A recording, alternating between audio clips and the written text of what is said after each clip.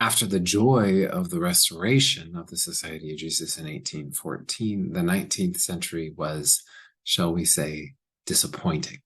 While the society did, in fact, grow and lots of good things happened in the 19th century, it was a century of constant threat to the existence of the Society of Jesus. Not this time from the papacy, but sort of going back to the origins of the suppression from the various governments. A lot had changed in between the suppression of the society and the restoration of the society in terms of the political makeup of Europe.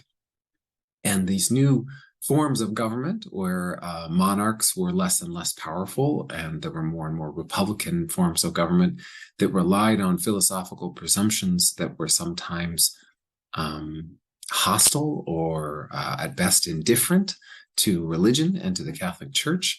All of this created a situation where the Society of Jesus was constantly facing hostility and expulsion from the various European powers, which of course meant not just facing threats from Europe itself, but also from in the colonies. However, one place where there were no longer European colonies was, of course, the United States of America, which had been founded in 1776.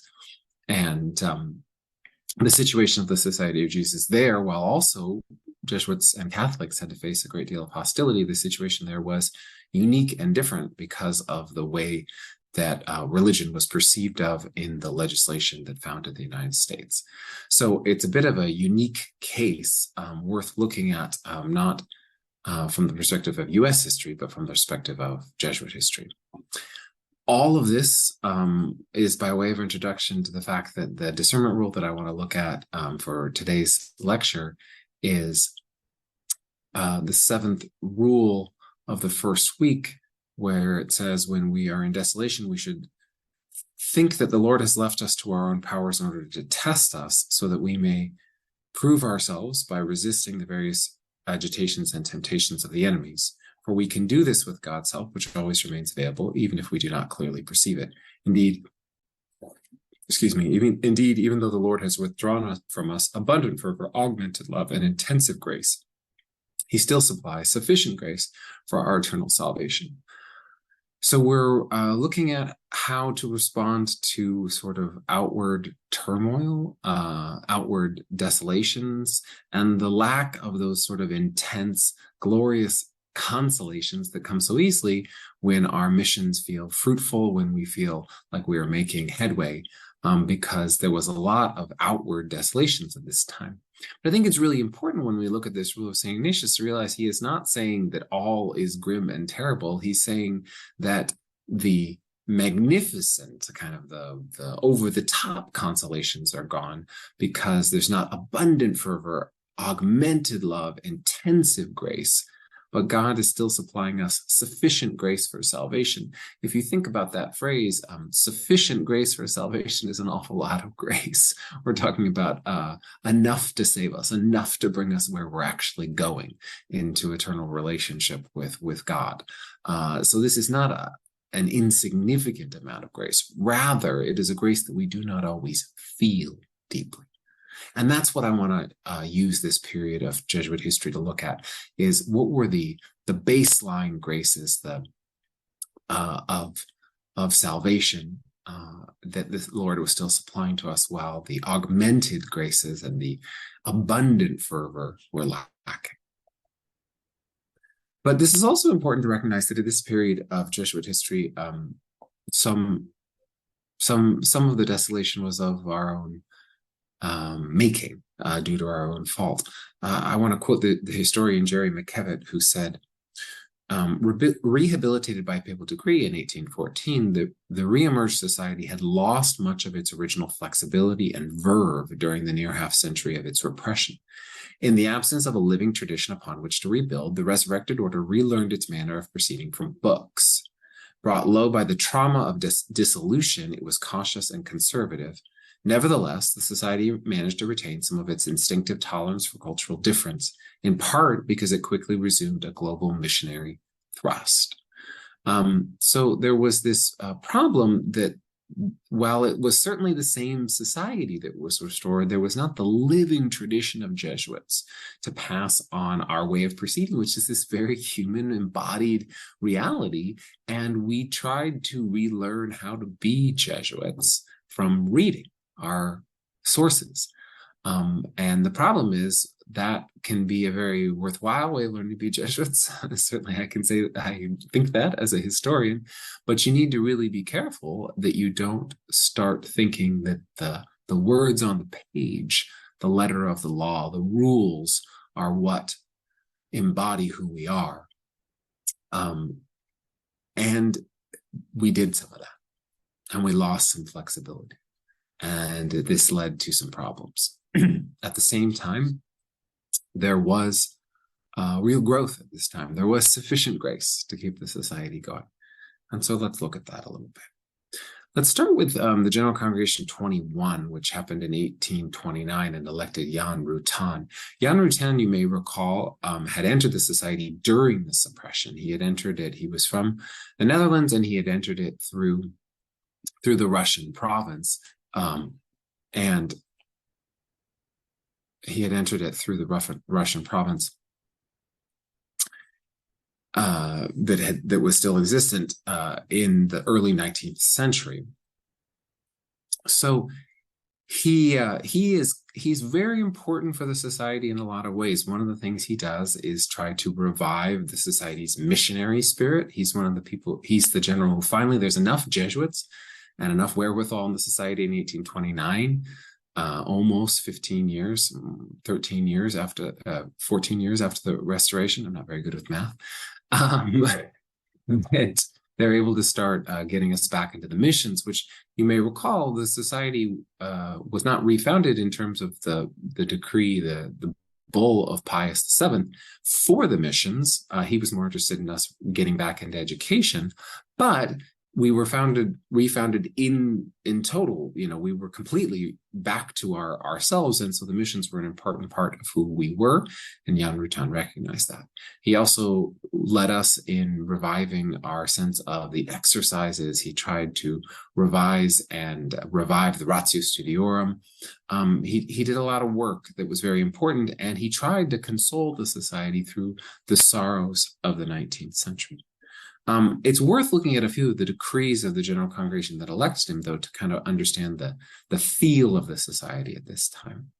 For instance, Decree 13 states that the congregation was strongly urged not to allow scholastic theology to be discarded, and to take care that private and public disputations in philosophy are not omitted, and that the dialectic format is not neglected in these disputations. On this topic, there was one general opinion shared by all. Scholastic theology is by all means to be retained in the manner in which it has ever flourished and still flourishes in the society. What's going on here? Well, education, styles of learning, styles of philosophy has moved on from the old Thomistic standards of the society and its ratio and its way. And the society's response to this is, we're going to double down. We're going to do what we've always done. There was this fear driving the church and the society, since a lot of these new philosophical approaches that were inspiring new approaches to education were hostile to the church and to religion in general. The society thought, well, we got to stay true to that old time religion. We got to stay true to the way we were doing things. Is it bad to follow Thomas and scholasticism and all that? No. But is it a good impulse that our reaction to the modern world of us being out of step with the modern world is we just have to do what we've always done because it has always worked and it will always work? Is that being faithful to our spirit of adaptation that is important to how we serve Christ and his church? Worth thinking about. To go further into this, in Decree 14, it says, the request was made to erect an effective barrier against the dangers of a novelty, especially in matters that in some way touch upon religion. Though the congregation approved this postulate, as was right, it felt that in the Institute there was abundant safeguards against this danger. Fear of things that are new. One more time, Decree 19. So that Throughout the society, uniformity regarding the language used in the teaching the advanced classes may be preserved. The congregation decreed that our schools, by all means, are to retain the use of the Latin language in the teaching of logic, metaphysics, and theology. So once more, sort of doubling down on preserving things as they have always been, even as things are changing.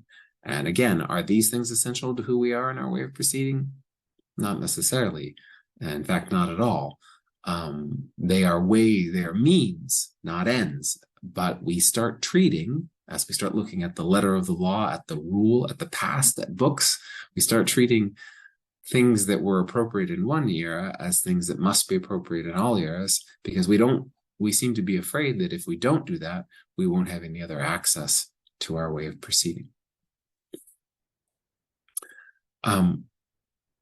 So to give you a sense of the turmoil under which Jan Rutan governed the society, it's worth looking for just a minute at an excerpt of a letter that he wrote to the Fathers and Brothers of Society on the 24th of July, 1831. So just 2 years after his election. He writes, "Dear Reverend Fathers and dearest brothers, not without great consolation do we see that these words of the Lord are fulfilled in our family." It's from Luke 6:22. You'll get it in a second, I think. "Because truly they curse us and persecute us, and which is like a compendium of all harassments, and also the richest font that propels forward our ill fame." So he's talking about Jesus' promise that we would be persecuted for the sake of his name. And then he says this: "The ship of the society is maltreated by the waves. This is not something at which to marvel. Wasn't the boat of Peter agitated by a tremendous tempest? That is to say, the night and power of the darkness gathers round us. We struggle to row.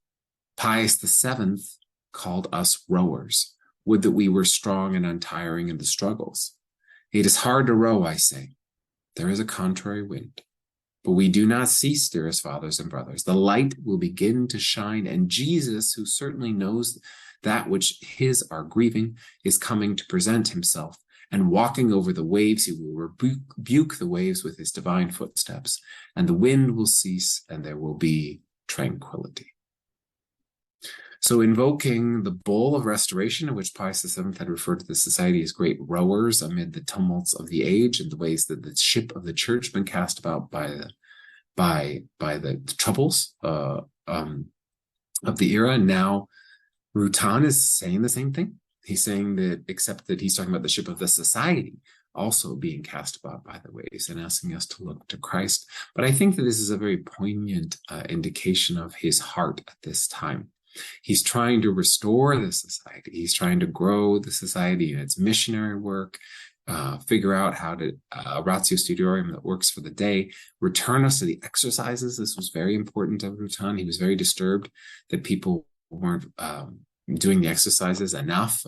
Jesuits weren't, and they were reading commentaries on the exercises instead of using the actual text of Ignatius, all these sorts of things. But amid this, he's also just trying to get us through it, trying to remind us of that fundamental grace by which we are saved, which is Jesus, not the fervor, not the success, not the abundant graces that come when all goes our way. 1848 was a great example. There was a lot of revolutions that happened in 1848, and the church was very much caught up in these revolutions, such that I don't want to get into the political details, but it was sort of a moment against the monarchies, against the church, and all these sorts of things. And a poignant example of how the society was caught up in all this. Jan Rutan, on March 28th, 1848, received a message from Pope Pius IX saying that the Pope could no longer guarantee the safety of the Jesuits in Rome.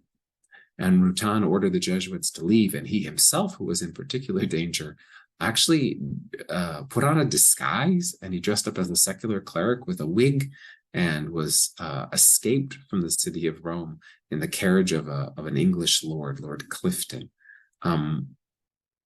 In 8 months in 1848, 8 Jesuit provinces were disbanded. The provinces of Turin, Rome, Naples, Sicily, Venice, Hungary, Austria, and Galicia. More than 80 colleges and residences were closed, and 2,000 Jesuits were exiled.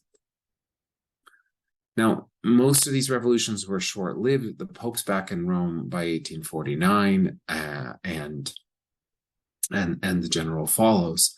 But there's this is the problem of the 19th century, is they were constantly being expelled and then re-welcomed, and were being attacked, and then things are calming down. There's a huge battle for the classroom, particularly in France and Italy. Education is how you make citizens. This is the new model for education. It's the old model too of education, of course, but now citizens are not supposed to be trained by an international order in a religious paradigm, but they're supposed to be taught the national myths of the new emerging nations. This is patriotic education as part of any government's education. Certainly it was when I was growing up in elementary school in the United States, and I think it is basically everywhere. You learn to be a good citizen. So you learn the national myths of your country. Well, when the Jesuits were an international group with loyalties to a foreign monarch, that's what they tended to call the Pope, this was a problem. And so the Jesuits were constantly being attacked by these new states and these new governments as republican forms of governments, democratic forms of governments are beginning to predominate, because they were not teaching the party line. They were teaching things that were old-fashioned, religious, and foreign, because, of course, Catholicism is foreign because it has its own monarch in the Pope, talking the way that they talk. And of course, in all this, the Jesuits are sticking fast to clinging to the old ways that they taught, a humanistic model, not being attentive to scientific advances, et cetera, et cetera. So, it's important to recognize that the society continues to be rocked by all of this. The Jesuits are kicked out of places in France and in Spain and in Italy over and over and over again. There are 3 diasporas in Spain: 1815, 1833, 1868. There's revolutions in France in the 1820s, in the 1830s, in the 1840s, and the details are not what's important. The important thing to recognize is the Jesuits were constantly under attack and being exiled, and this was incredibly difficult and incredibly disheartening. And yet, in this, there were examples of amazing bravery and devotion to Christ and to Christ's Church and to the Society of Jesus. The hundreds of the exiled members of the Turin province of the Society of Jesus are the very men who really were the founders of the Northwest. Effectively the founders. They weren't quite, but I mean, they swelled the numbers of the Jesuits in the Pacific Northwest, and eventually led to the foundation of the provinces in the West, first the California province and then the California and Oregon provinces in the Western United States. All these Italians who decided, well, we can't stay here, so we're just going to go to this place we've never been because there's need for mission among the natives there. And so, and in fact, Italian Jesuits, because there are so many expulsions in Italy, while Italy is seeking to unify, the Italians become dominant in the Jesuit landscape in the United States. And there are conflicts over this because the Italians come and find the American Jesuits not Catholic enough, by which they really mean not European enough. Although, not to say that there aren't problems in the practice, there's a real kind of cultural imperialism, as we might call it today, that's going on from the Italian side. And yet, without these Italian Jesuits coming into the United States, so much good couldn't have happened. And so there's all of these struggles, all these things that we cling to, cultural things that we cling to, problems that we bring with us. And yet, underneath it all, the United States is this amazing opportunity for the Society of Jesus, because it's the one place where we're not getting kicked out. Now, there's a lot of anti-Catholic prejudice in the United States, but the way the Constitution is written, with the defense of the separation of church and state, there's protection for religion in the United States. So Jesuits can't be expelled. And because public education in the 19th century and early 20th century is really Protestant education, and Catholics don't want to send their families to schools where they're going to be taught Protestant theology, Protestant religion, what happens is that there develops an entire Catholic institutional world with Catholic schools that are private, and not just Catholic schools, Catholic hospitals, the Knights of Columbus to compete with the Masonic organizations that were insurance. It's essentially what these things are founded as, is insurance for people, supportive families when people died, when fathers of families died early. It's kind of the foundation of a lot of these fraternal organizations. And the Knights of Columbus is the Catholic one. And there's, as I said, Catholic hospitals, Catholic schools. And who founds the schools for boys? The Jesuits found a lot of the schools for boys. And so it's important to keep all of that in mind.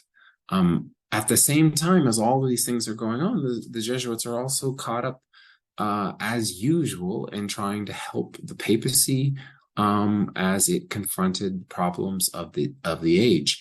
The Jesuit scholarship flourishes in the 19th century. Jesuits are the chief proponents of papal infallibility leading up to Vatican I. Jesuits are in favor of defining the dogma of the Immaculate Conception. All these sorts of things where Jesuits are key theologians supporting the papacy. You could say it sounds like if from those two things, papal infallibility and the Immaculate Conception, that the Jesuits were fairly conservative. And sure, from one perspective, we could say that those things are conservative. On the other hand, the Jesuits are doing what they had always done and what we do strive to do, which is to support the Pope and his work. And these were ways that we did that. Now, not to say that there weren't problems with these things, and not to say that there wasn't a conservatism that was somewhat problematic, clinging to the past. An example of a problematic situation in Jesuit scholarship at this point is the founding in 1850 of La Civiltà Cattolica, which is a journal that deals with kind of culture and religion and politics and all sorts of things. It still exists to this day, and it's run by the Society of Jesus, but nothing gets published in it without sort of papal approval. So it's sort of an unofficial magazine, journal of the Vatican. And sometimes like things will be published in there kind of as test balloons to kind of see how people are going to react to something before something more official comes out from the Vatican. And but the Civiltà Cattolica was founded under disobedience. Effectively, Carlo Cerchi decides that he wants to create a journal to restore Christian society and values. Again, this conservative push of the church at this time. Jan Rutan says, no, this is a terrible idea. You can't do it. We're just going to get involved in controversy. He's concerned about the society's involvement in all these things since there's so many problems. And so Carlo Cerchi does exactly what you aren't supposed to do as a Jesuit, but that Jesuits have done throughout all of our history. He goes around the Superior General and goes to the Pope directly and gets Pope Pius IX to approve it, and therefore ties the General's hands. Again, this was absolutely, I mean, that's the worst, that's not an obedient thing to do, not in keeping with our way of proceeding, but a common enough thing. But again, it's this complicated moment where supporting and serving the papacy at this time is involving us in sort of an entrenchment that doesn't seem as open to the world as we are supposed to be, and yet it's a complicated moment because obviously we also want to be faithful to the Roman Pontiff, faithful to the papacy. On a more positive side, on a more sort of unambiguously positive side in Jesuit scholarship, the 19th century is also the beginning of serious Jesuit scholarship in history. the publication of in particular, the publication of the Monumenta Historica Societatis Jesu.